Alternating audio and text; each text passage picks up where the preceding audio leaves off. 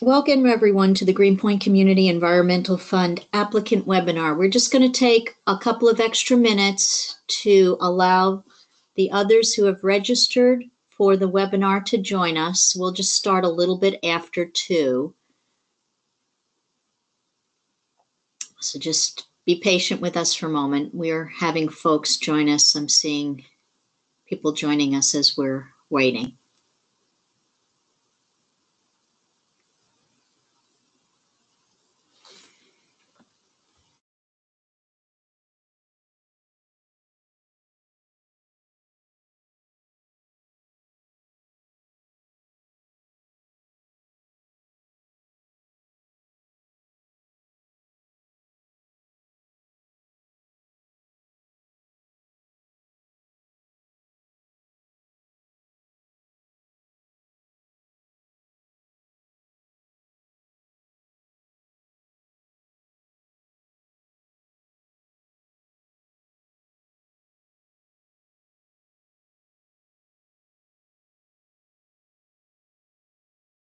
Jessica, I think it's recording.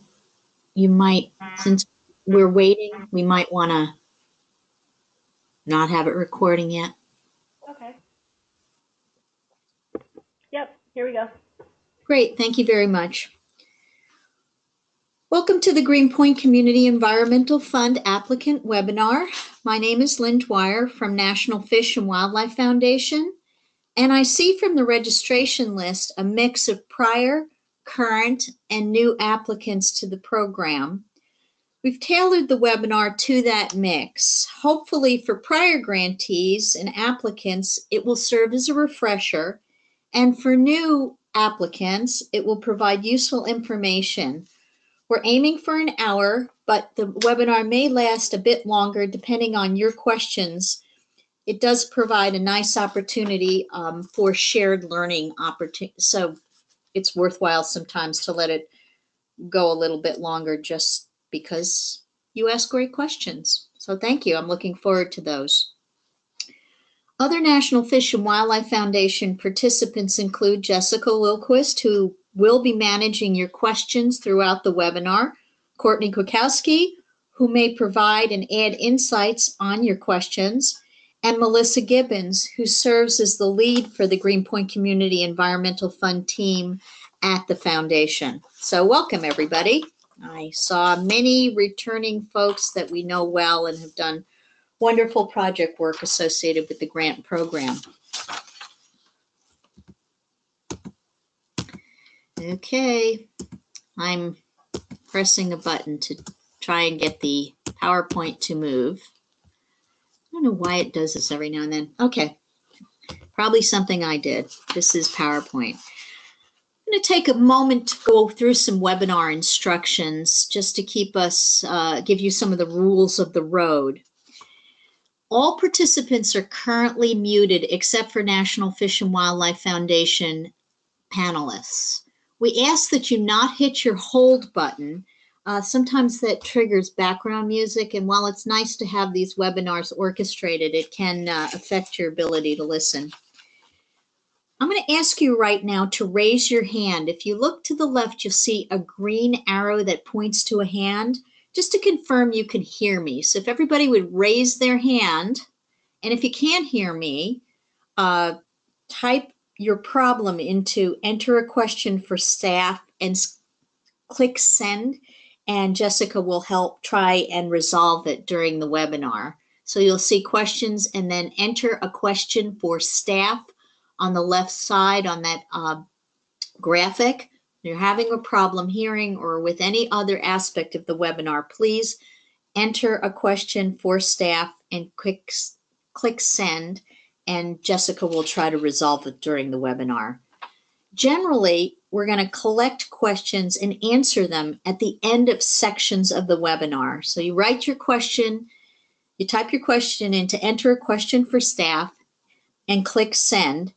Jessica will be tracking those, and at different points in the webinar, I will ask her to read off the list of questions. I'll respond to them. and then we have that opportunity for shared learning. I know you're asking yourself a question right now because you always ask me during webinars. Standard question. Yes, we're going to upload a recording of the webinar and the PowerPoint at nfwf.org/GCEF.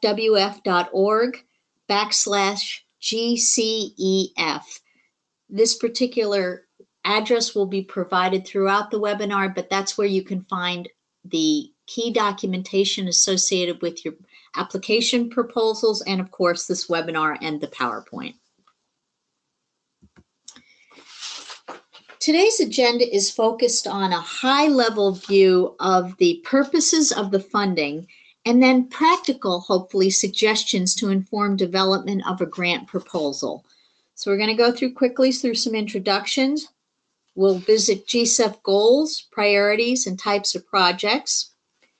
We'll discuss funding, grant size and match, make some suggestions on review of documents to help you prepare a proposal, discuss the grant performance period, provide other general, hopefully helpful guidance, give you some important dates to keep in mind, look at evaluation factors which will guide, hopefully, the development of successful proposals to the program, provide some information about elements of preparing the narrative, and provide some highlights from Easy Grants, our online application system.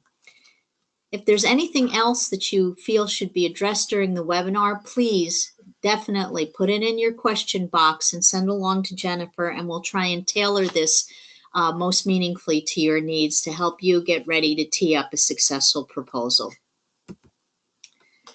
Make some quick introductions because I know most of you, many of you, know National Fish and Wildlife Foundation because we've worked together previously in the Greenpoint Community Environmental Fund, but I did see some new folks, so it seemed worthwhile to take a moment to describe the role of the foundation and its partner, North Brooklyn Development Corporation, in delivery of the Greenpoint Community Environmental Fund. Both entities serve as the general administrator for the grant program, and we manage the day-to-day operations of GCEF on behalf of the New York State Attorney General and the Department of Environmental Conservation.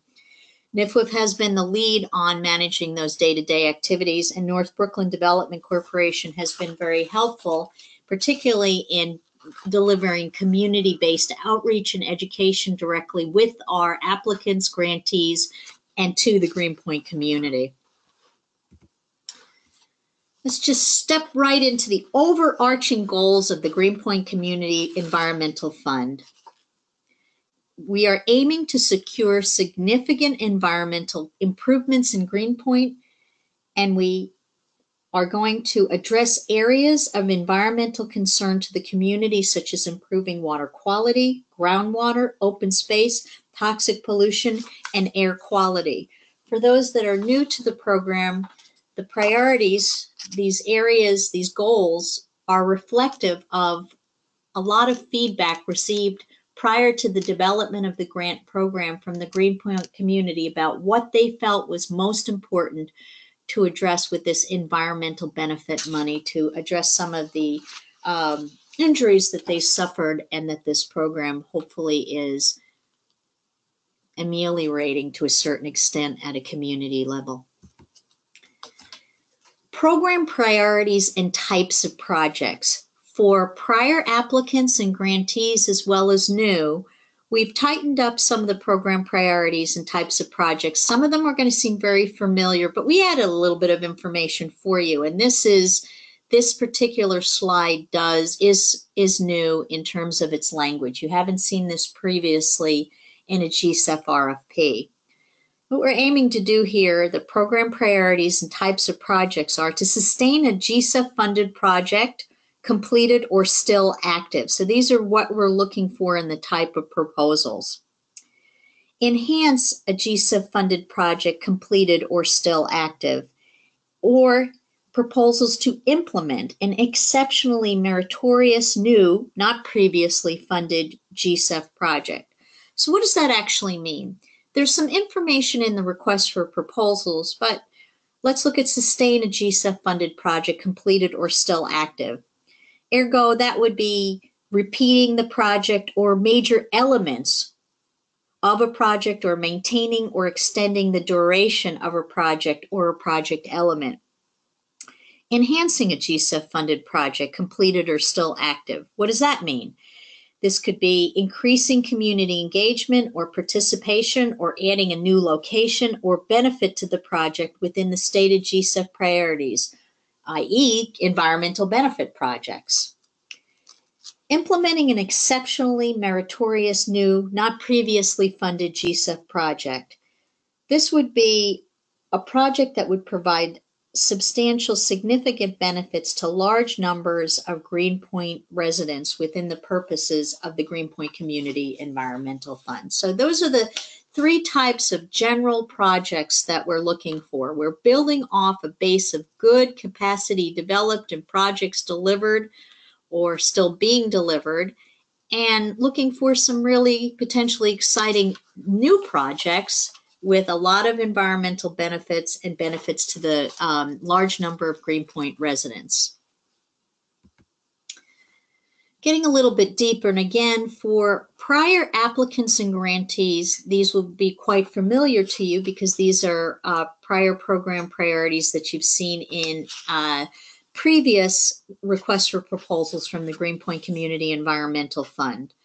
And they fall into multiple categories.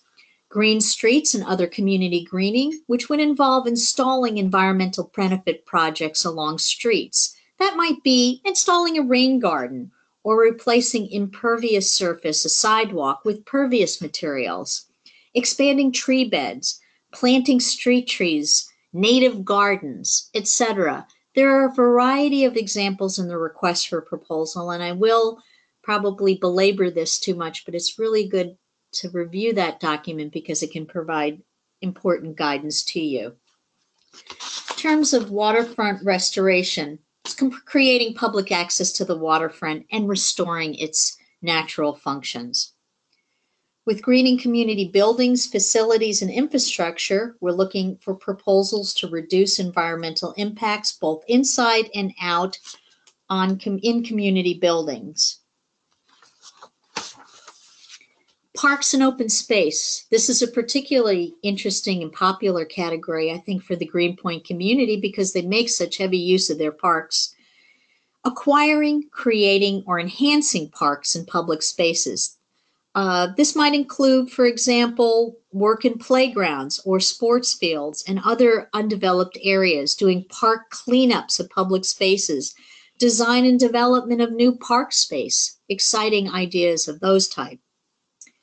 And finally, environmental education and stewardship, a particularly strong area of prior grant making where we've seen some great environmental benefits and environmental education and stewardship around the community, really bringing it home in Greenpoint.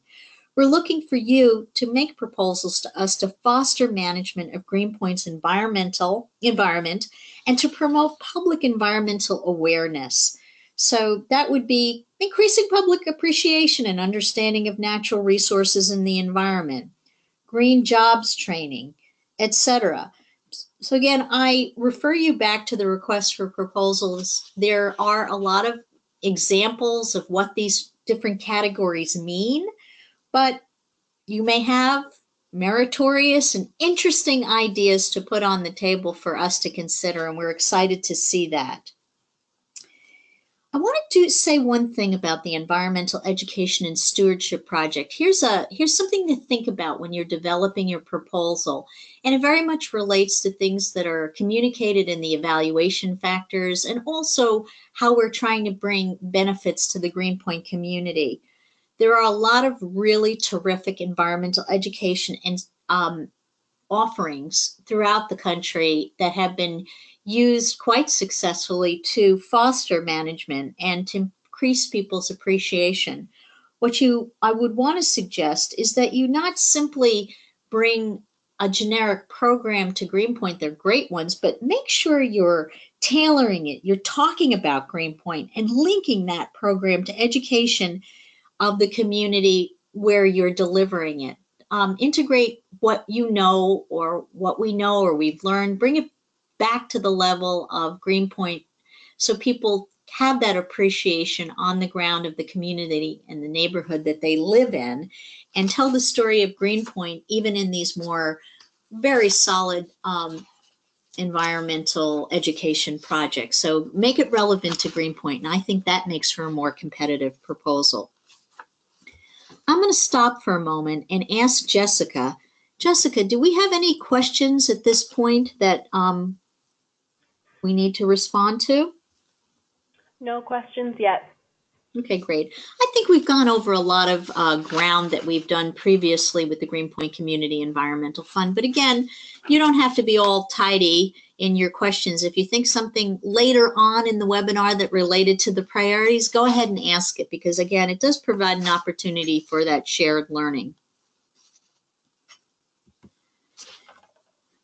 I'm going to talk a little bit about funding, grant size, and match at this point in time. Currently, we have $1.2 million available, which is a healthy sum, I think, for a small, relatively small geography.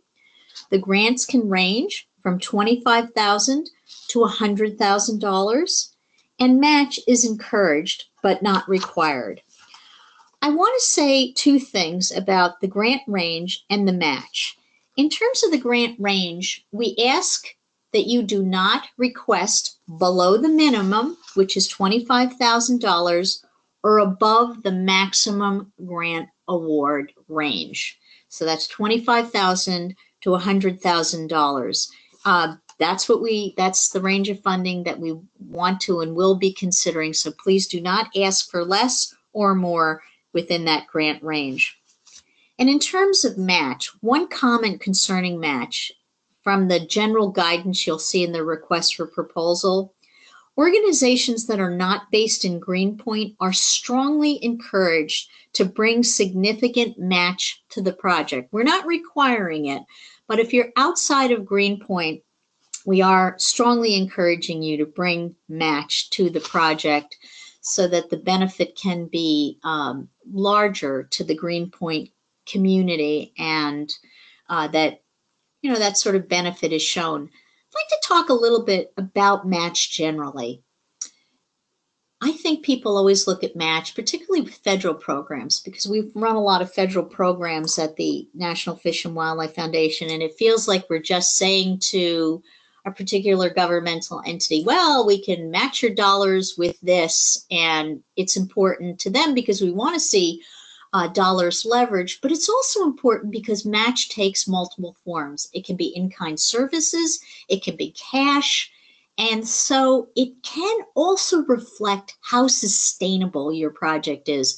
If you have multiple partners who are offering to bring match to the table, that says that it tells someone who looks at your proposal and sees how it is being implemented that you have a robust suite of partners that are helping deliver this project, which may make for wider and more in-depth impact in the community, that the project is probably sustainable during the project performance period when you start and end your project, but also afterwards. If you've got a good committed cadre of people with a range of expertise who believe in your project and its delivery, or your program and its delivery, it does say something about the impact of the project and whether it may last into the future.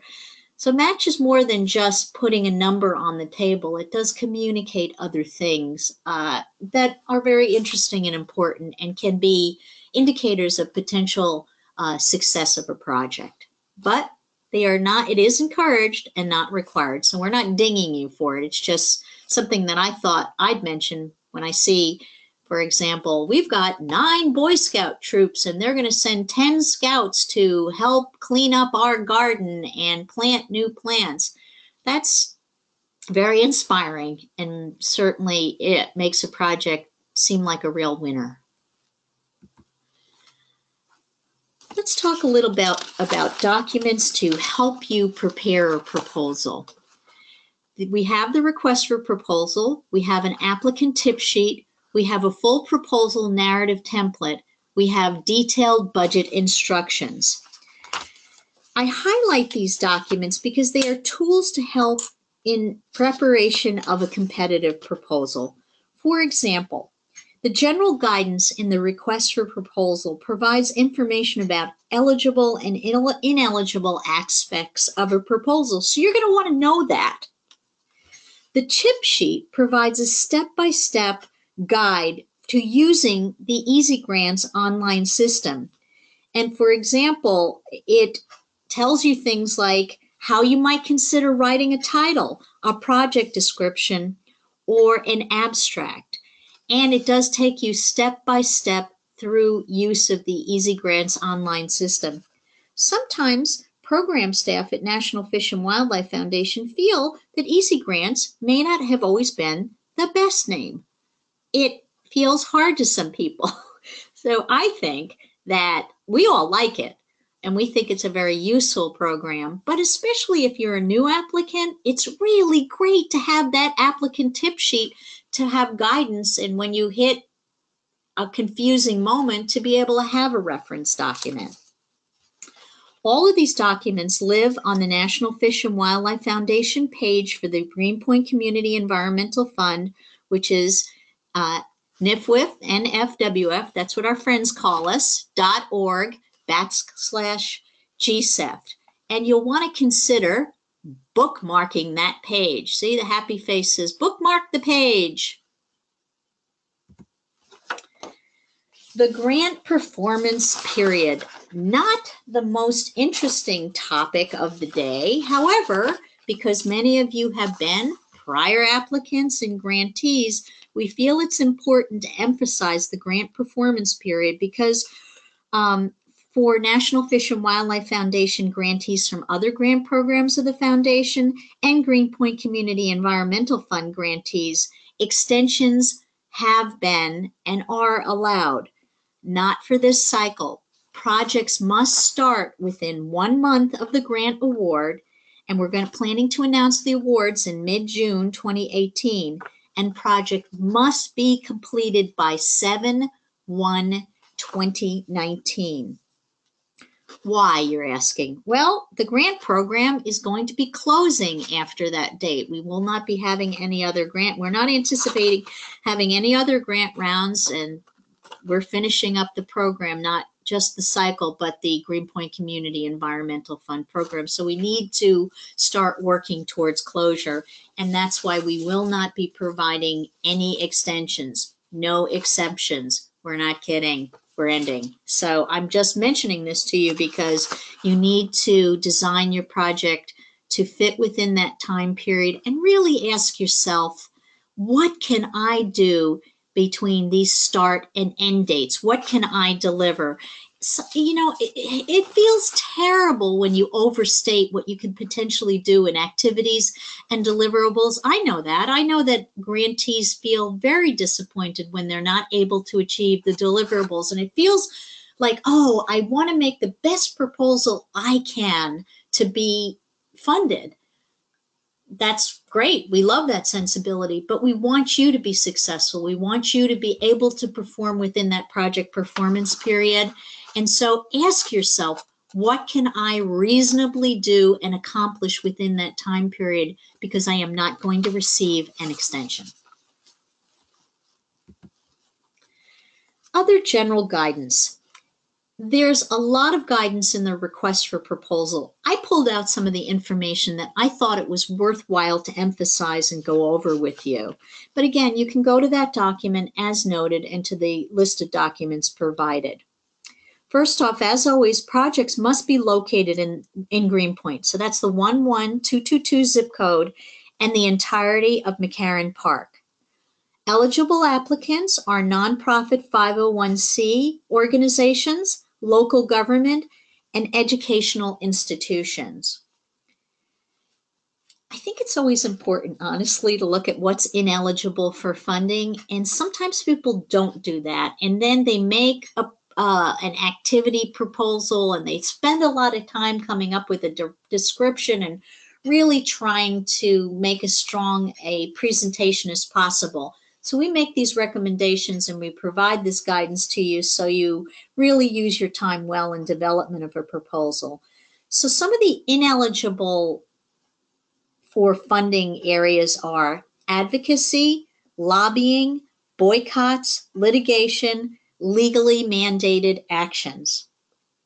We will also not be funding research, capital campaigns, endowments, event sponsorship, and regranting. That means for regranting, wow, I would like to offer grants with my funds to this particular constituency.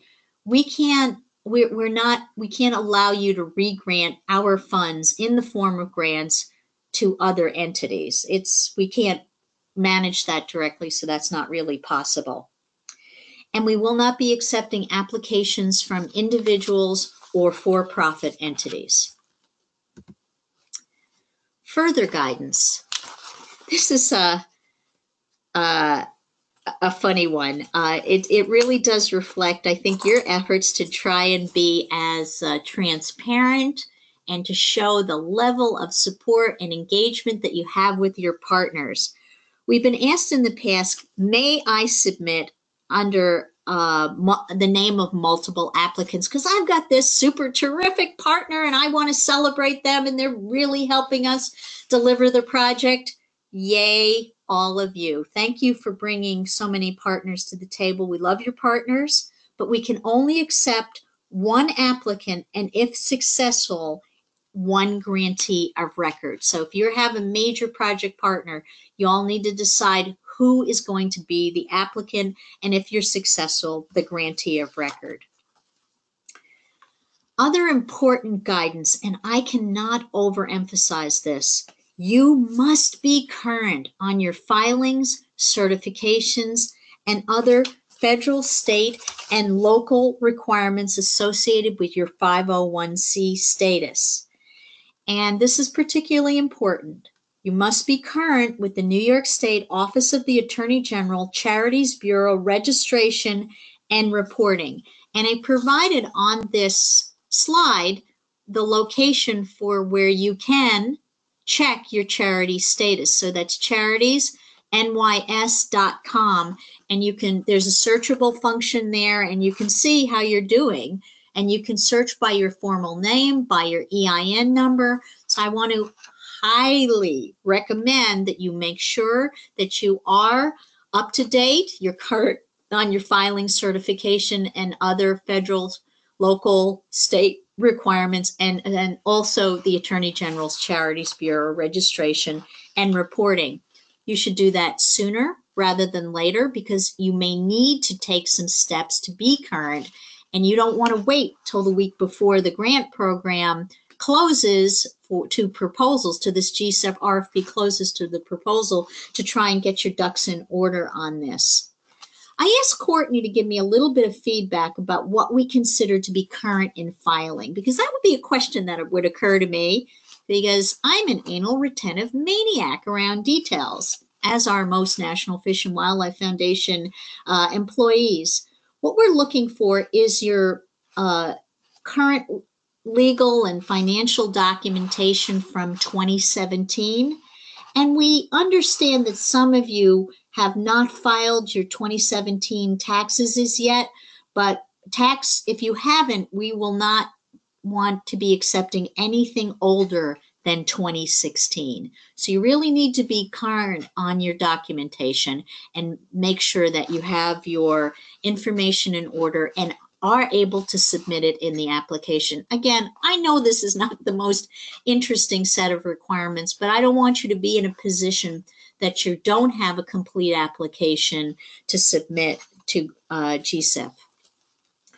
Another thing that we have certainly sought in the request for proposals is some great citizen science data collection analysis. It's definitely a propriety of the Greenpoint Community Environmental Fund. That said, you must have a quality assurance project plan which is specifically related to the purposes of, type of, and use of the data collection proposed to the Greenpoint Community Environmental Fund.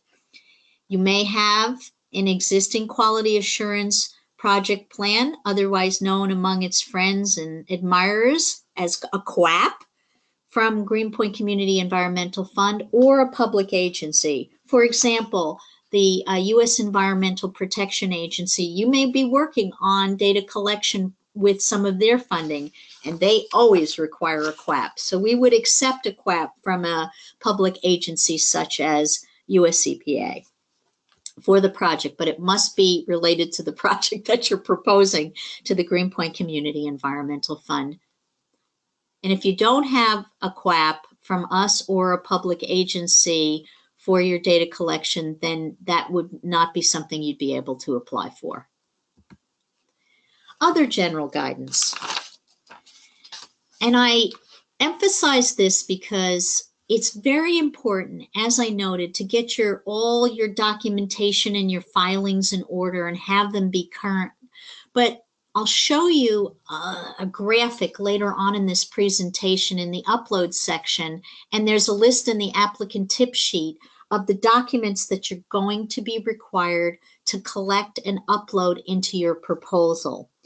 So what I'm suggesting is that you go to that applicant tip sheet, you look in the upload section, and you check over that list of documents, because it's a robust list, and we want to make sure that you have all of that information and aren't scrambling for it the week before application. So collect the required documents early. And two of them that seem to be taking folks a little bit longer, so I'd say do these sooner rather than later, would be to get the Certificate of Good Standing now. That's from the Department of State, and the link to the Department of State location for the Certificate of Good Standing is in the TIPS document. It can take them a little bit of time to issue that, so you want to make sure that you do get that. And the other one that seems to have taken a little bit more time has been that Certificate of Insurance. For you're going to go to your insurance provider. So those in particular, I think the Certificate of Good Standing has proven to be a challenge time-wise. So maybe like today or tomorrow, you're going to want to request that from the New York State Department of State. Incomplete applications will not be considered for funding. Incomplete equals no funding, no consideration. And we're not going to be allowing you to update or add documents post-submission. So you really want to have this in order and not have that horrible, stressful moment when you are putting together that proposal. Some important dates. You submit your proposal via the Easy Grants online system Thursday, March 15, 2018, 11:59 p.m. National Fish and Wildlife Foundation staff are generally not available after 5 p.m. We go home, see our families, eat dinner like the rest of you. And so don't wait till that last moment to submit, because if you do have challenges or problems, we want to be here to help you. And after 5 o'clock on that day, 5-ish, it will be more difficult to actually, you won't be able to receive assistance. We're going to announce awards in mid-June of 2018. Jessica, I'm going to stop now and ask, do we have any questions? Yes, we do have a couple of questions. Great. The first question is, will technical assistance be offered to applicants as it has been in the past? You can send your questions to there's a email address on the National Fish and Wildlife Foundation GCEF webpage. So we're happy to receive your questions, and we will be responding to you via that mechanism. So that's what we anticipate doing in terms of technical assistance. And of course, with regard to Easy Grants, we have an Easy Grants help desk, which I'll provide information about and is in the RFP as well. Okay, Jessica? thank you. And the next question. You're welcome, Jessica.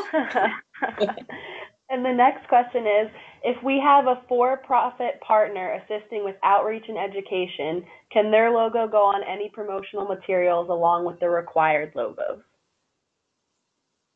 I think, I don't know if Melissa wants to weigh in on this, or we want to get back to the person who asked this question with a little clarification. What do you think, Melissa? Yeah, actually, I think we'd like to get back to the person with clarification. We'll follow up after the webinar.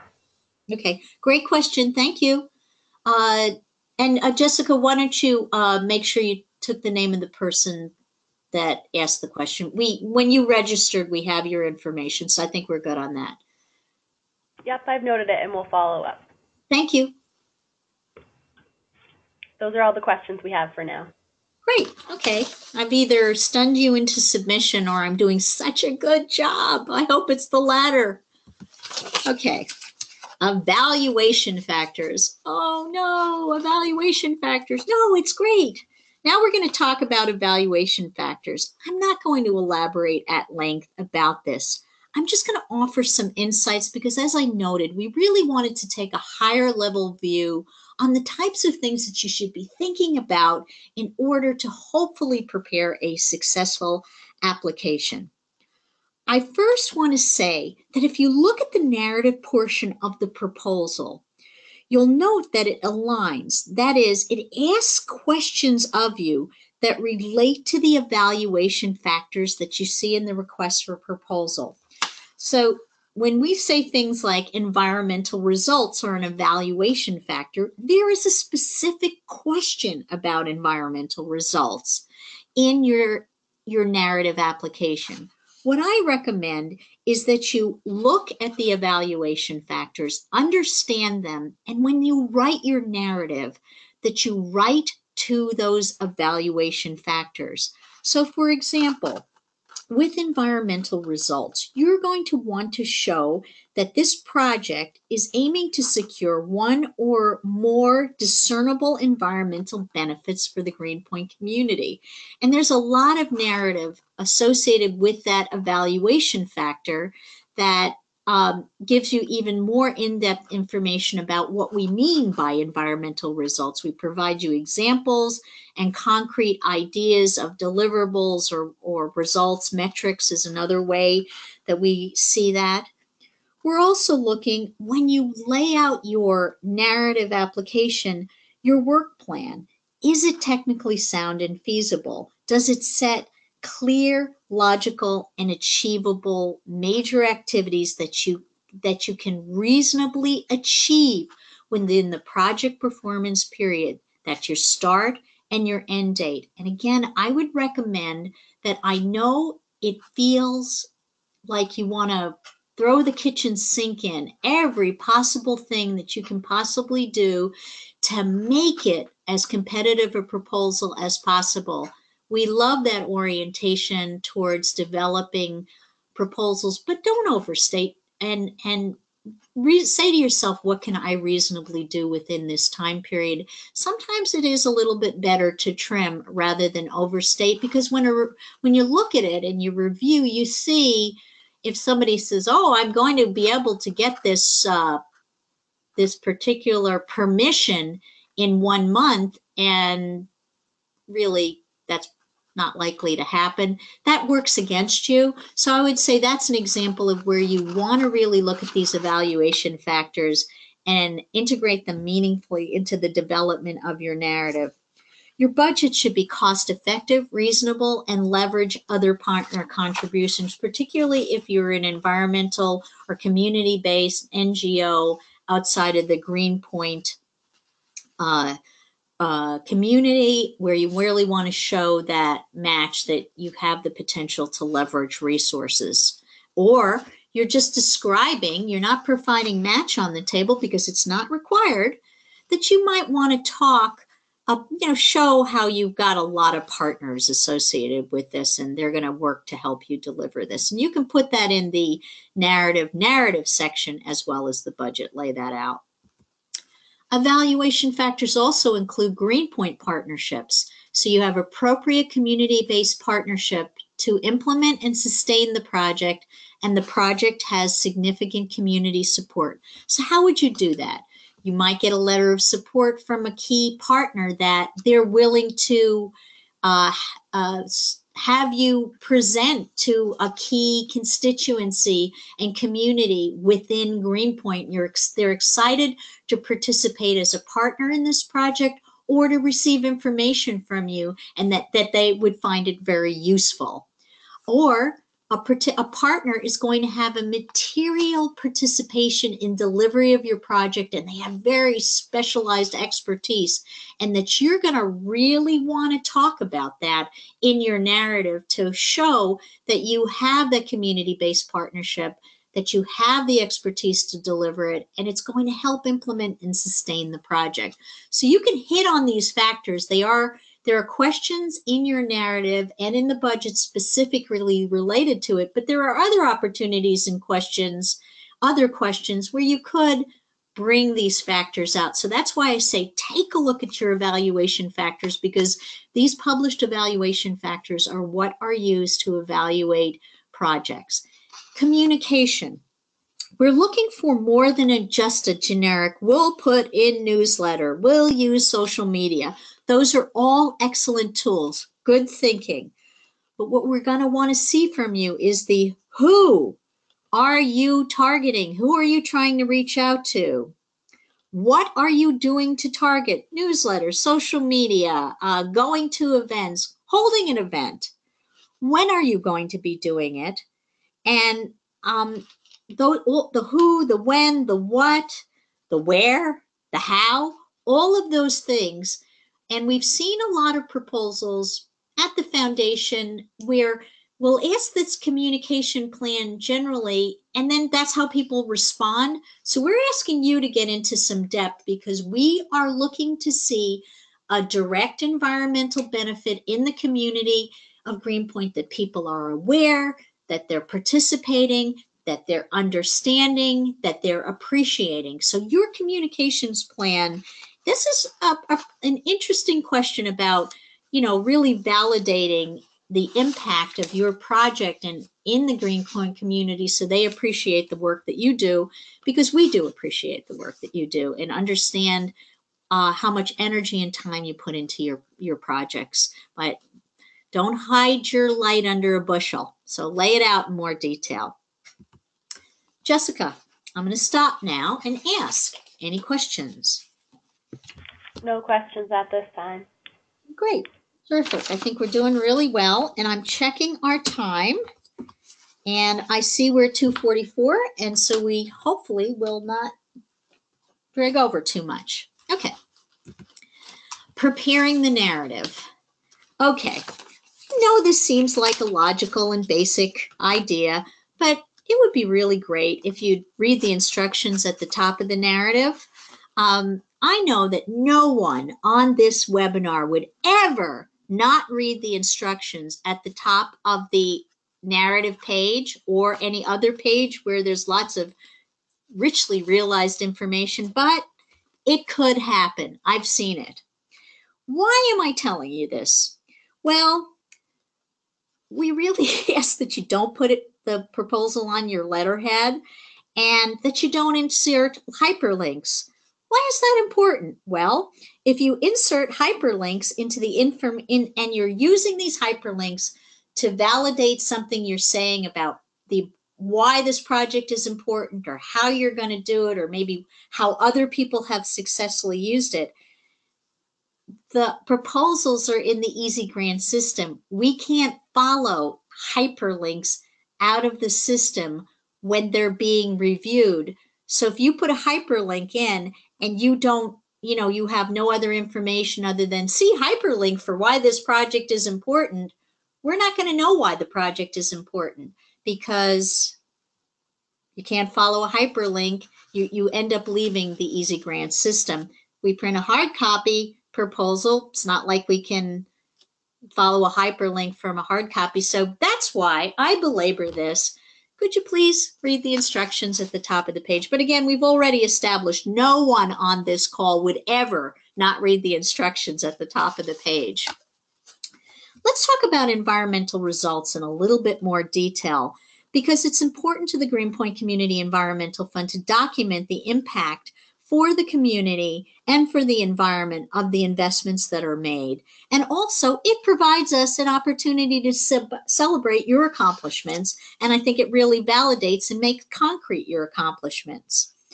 The way to do this, and I'm going to really make it as simple as possible, is to look at your major project activities and consider the results of what you can achieve in the project performance period.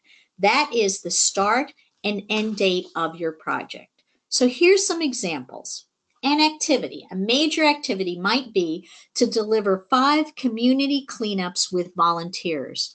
The result of that, reasonably, within the project performance period, the start and end date might be to engage 150 resident volunteers and to collect 800 pounds of street trash. Very logical. Deliver community cleanups with volunteers. Track the number of volunteers engaged, how they're engaged, and the environmental result, which is collecting pounds of street trash. Here's another one. Installing a rain garden. That would be your major activity. The result would be 50 square feet of green space. That's an exciting outcome in an urban environment. The rain garden could collect 3,000 gallons of stormwater and reduce polluted stormwater impacts into nearby creeks and rivers like Newtown Creek. Probably what isn't going to be a result of installing a rain garden is to make Newtown Creek fishable and swimmable during the period of your project performance. A worthy goal. However, you're not going to, from installing one rain garden, you're not going to be able to make Newtown Creek fishable and swimmable within your project performance period.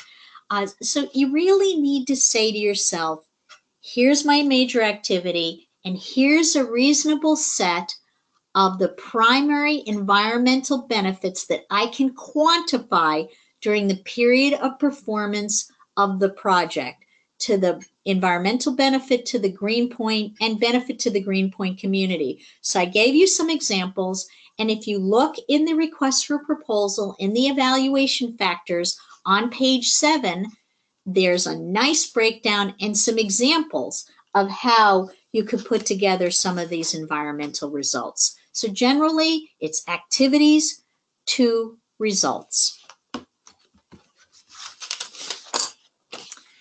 Now, a particularly compelling part of the webinar is the Easy Grants online application system.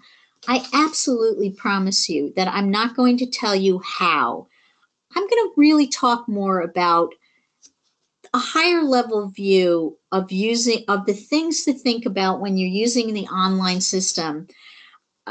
Some focus on aspects of the system where you might not understand something, or where we've seen some common mistakes. So again, I refer you back to your tips document, because we did document a lot of information, useful information for you to hopefully avoid some of the challenges or reduce challenges to application, because we do this a lot with a lot of applicants across the country. So for us, we do a lot of adaptation over time, and we try and document that in our tips document. So please print that out and read that, especially when you're getting ready to use the online system. So I'm going to go over logging in or registering, selecting the correct submission, budget, details, uploads, and review and submit in this section of the webinar. Yes, see, the little man goes, budget, details. So the little happy faces, think about that. Okay, online application. It's at easygrants.nfwf.org.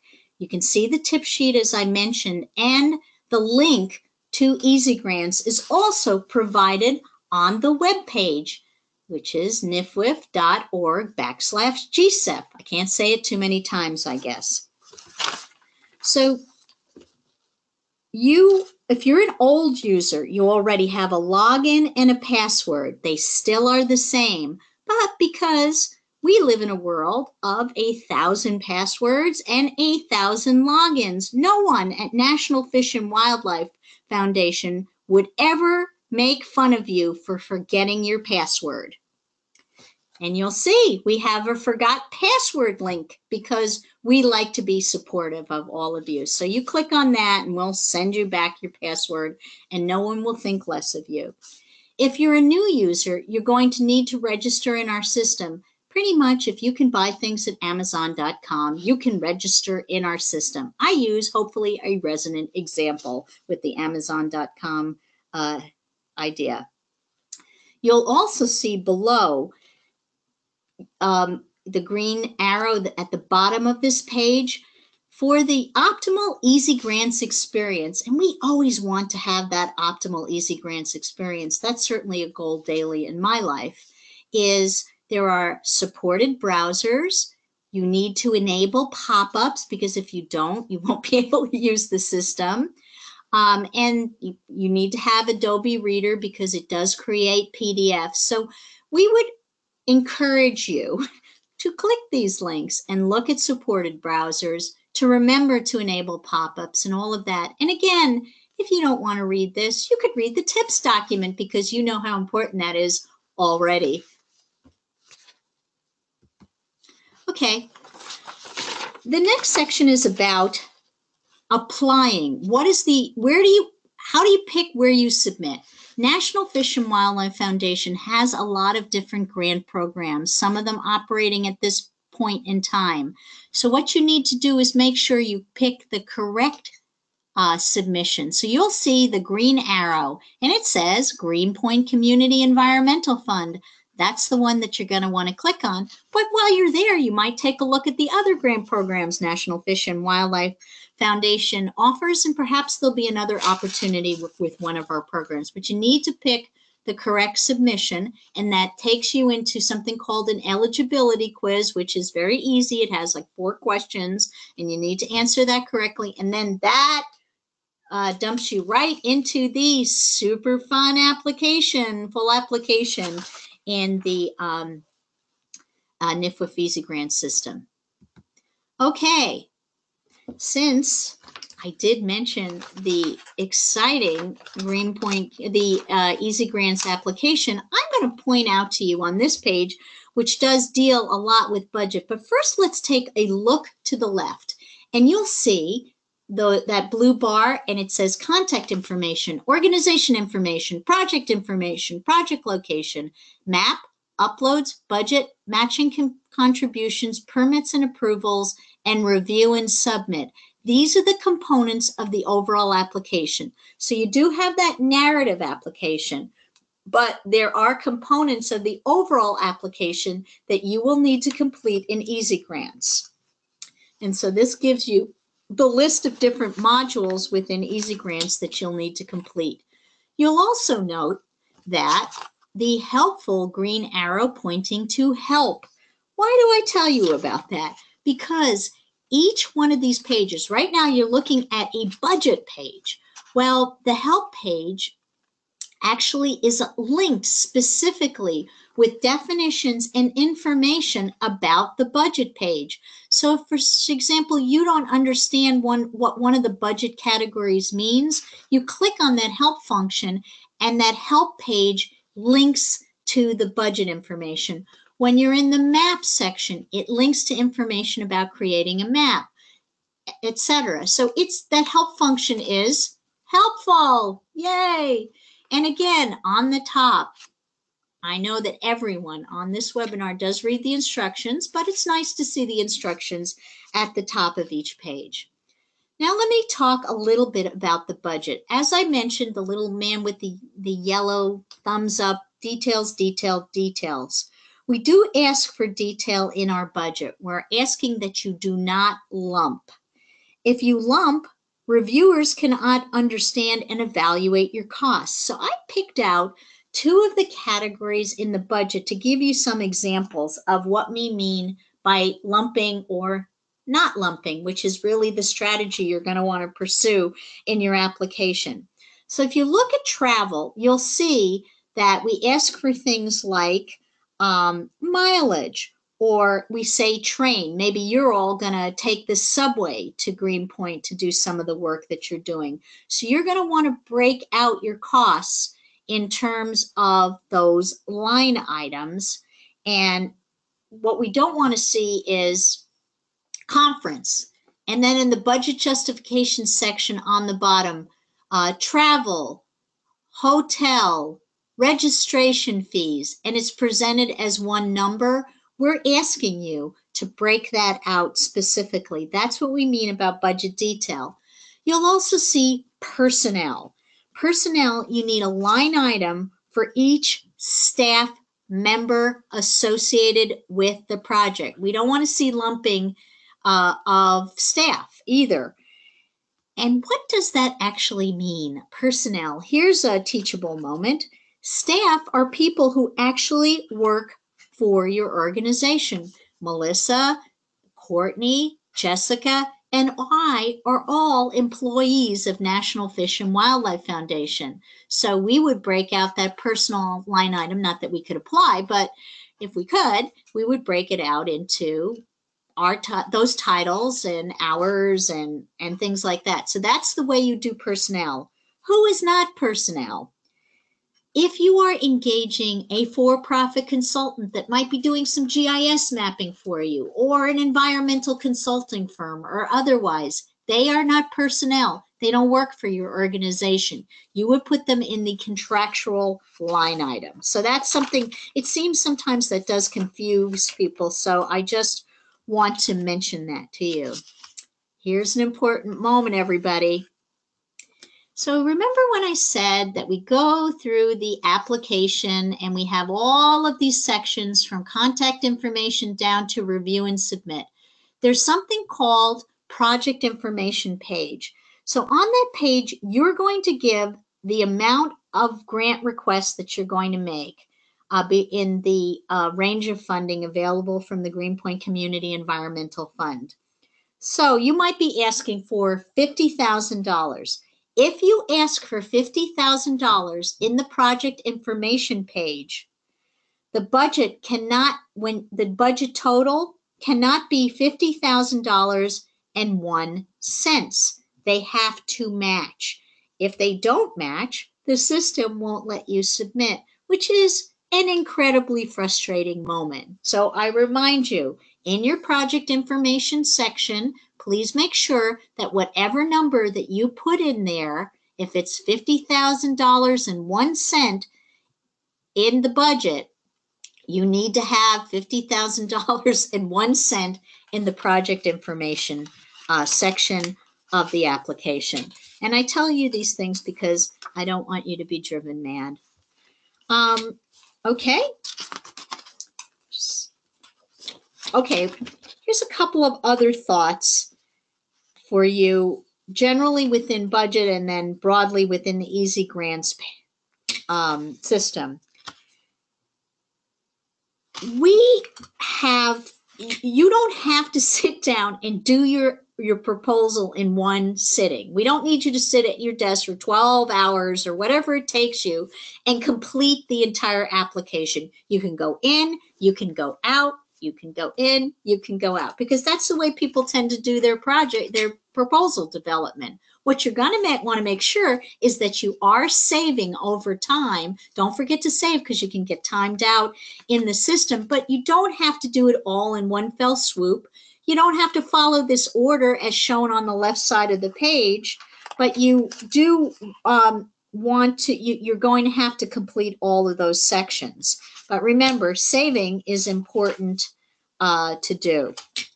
Now, you can, as noted, you can do this in any order you wish. However, I recommend that you do your budget, that you look at the uploads section, and you look at your project information. For me, when I do proposals, and I've actually worked in Easy Grants because I used to fill out proposal examples and things like that for people, and just to teach myself how to use it. And I like to do the project information page because it's sort of that encapsulating thing where you write your two-liner and you write your abstract and you say how much money you're going to be asking for. And it's sort of this umbrella that sets the stage for everything else that you write and that you budget for. So I like to do that project information page. I also think working on the budget is one of those time-consuming activities in the development of a proposal. So I'd recommend, because you do frequently have to go out and check costs and validate them to come up with your numbers, that you start that earlier rather than later. And then we're going to take a look at uploads next. But it's important.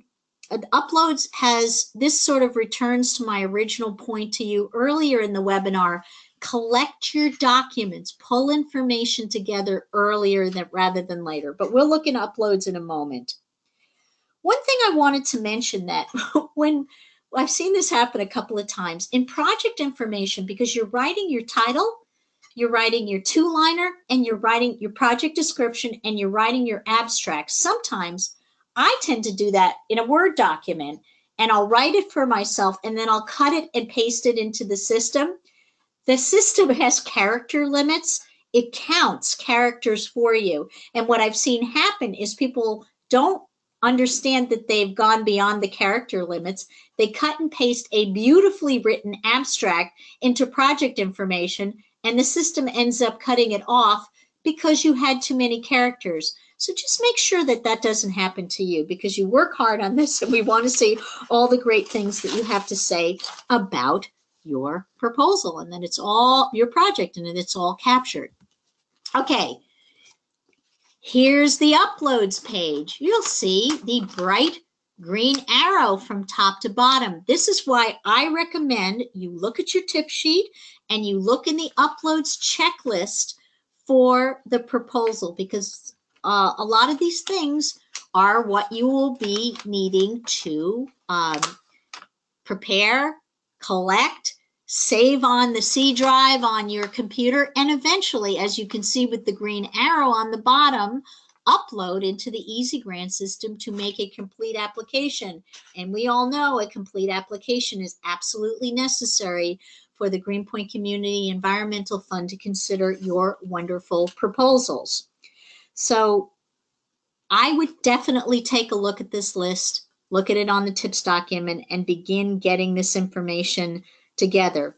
Now, this little recommendation is in your tips document, but I do want to say it to you again now, which is if a document does not relate to the project, for example, maybe you're doing an education and outreach program and you're not going to do any kind of conceptual plan upload or a engineered plan upload. What you do in that circumstance, and the tips document tells you this, you upload a piece of paper where you type, this upload is not relevant to the delivery of my project. And that way, the Easy Grant system knows that you've put something in there, and as opposed to at the end showing a red X that you actually did not upload what was required. So this tends to get people frazzled, so I'm emphasizing this.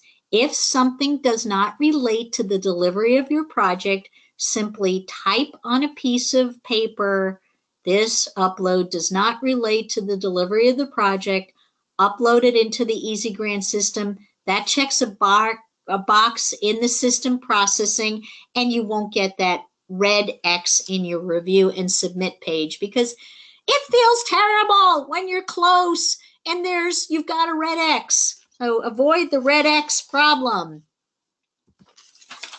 Finally, and we're coming to very much the close of the webinar at this point, so if you've been saving your questions and thinking about your questions, send them to Jessica. She's super excited to get them. And this is her first webinar, so I think she's doing great. Okay. This is what we call the review and submit page. And what you'll see is when your X's are in red, that means that you haven't completed the documentation required. When they're in green, that means you're ready to submit. So right now, because we don't have a complete application, you'll see a lot of red X's. Organization information, project location, map, etc., uploads. So right now, this is an incomplete application. When it is complete and all the checks are green, then you will see a review, you'll see a submit button that you'll push on the bottom, and that submits into our system. Strangely, sometimes people forget to hit the submit button. I highly recommend that you do that because that actually submits the proposal. You will receive a note from easygrants@nfwf.org indicating that your proposal has been successfully completed. Make sure that you allow for emails from that address, because that's how you receive updates from us and from the system, and you don't want to miss that. So what you might want to do is make sure that it doesn't go, that address is allowed to come in and doesn't go in your junk file, because it's really nice when you've done all that work to know that it's actually been submitted, or to get the information you need to be able to understand where you are or what we need in the process. Okay, Jessica, I'm coming to a close on this, and we're a little bit over, but we started a little bit late, so I'm not too bad. I'm only 4 minutes late. Do we have any questions? We do have one final question. Someone asks, can a volunteer member of an organization who proposes to manage a GSEF program ask for a stipend to cover a portion of his or her time on the project? Okay, if someone is doing work on your project, they are not and they're being paid for it, we wouldn't consider them to be a volunteer. If they are not an employee of your organization, you would need to put that person under contractual. And instead of describing it, you can call, if you want to call it a stipend, I guess you can call it a stipend, unless Courtney tells me no. You're not going to tell me no, Courtney, are you? No, it doesn't matter what it's called. I mean, it could be a stipend, it can be a salary, it can be a contractual sum, whichever. Right. So what you want to do, though, is they're not in your personnel and they're not a volunteer if you're paying them. They may be a volunteer that's working with your organization just generally, but you're paying them. So you're gonna put that under contractual, okay? Okay, here we go. Questions after the webinar. General questions. GSEFfund@nfwf.org. We monitor it every day, every hour of the day, and we try to be quite responsive. So please do send us your questions there, and we're happy to provide responses to you. Using the Easy Grants application system, we have an Easy Grants help desk. They're terrific staff. You can send them an email at easygrants@nfwf.org or call them at the number provided on the screen, 202-595-2497. This is in the RFP as well as the tips document. And that help desk is managed from Monday through Friday, 9 a.m. to 5 p.m.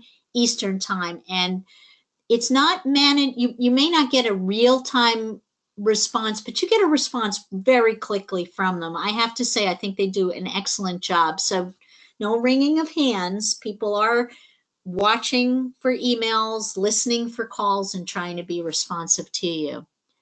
And finally, we just want to wish you all very good luck on pulling together putting those multiple balls in the air in your mouth. I'm not really sure. I just love this picture. Sometimes when I do the webinar, it feels to me like I've given you a lot of information, and it might feel like this to you, but we really wish you good luck, and we're very much looking forward to seeing the proposals into the Greenpoint Community Environmental Fund. Thank you for all of the excellent project work that we've seen out of our past grantees, and we're looking forward to hearing from you. Thank you so much for your time. And this will end the webinar. And thank you, Jessica, Melissa, and Courtney.